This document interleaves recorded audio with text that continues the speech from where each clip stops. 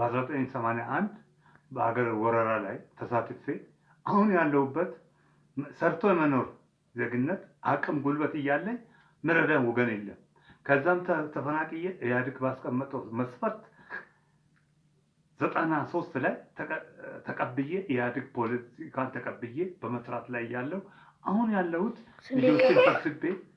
ልጆችን ሰብስቤ እየተረዳው መንግስት ሴፍቲኔትን አውርዶልኝ በረንዳ ጠርጌ አሁን 2 ፍቃድ የከብትና የመኖን ይዤ ስላለው አሁን ከቦታ መንግስት ምቹ መኖሪያ ቤት አዘጋጅቶልኛል።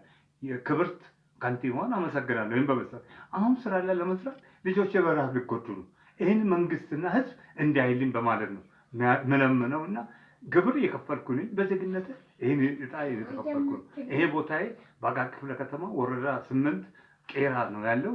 አሁን ግን ቦታ አልተሰጠኝም። ሰርቼን በላ ተቀምጬ ነው ያለሁት። መንግስት ካቢኔው እንዲያየኝ ነው። ክብርት ከንቲባዋን በክብር እለምነውታለሁ። ይሄንን ነው የቀድሞ ወታደር ሰብስቤ ዘውዴ በቃ ዝጋ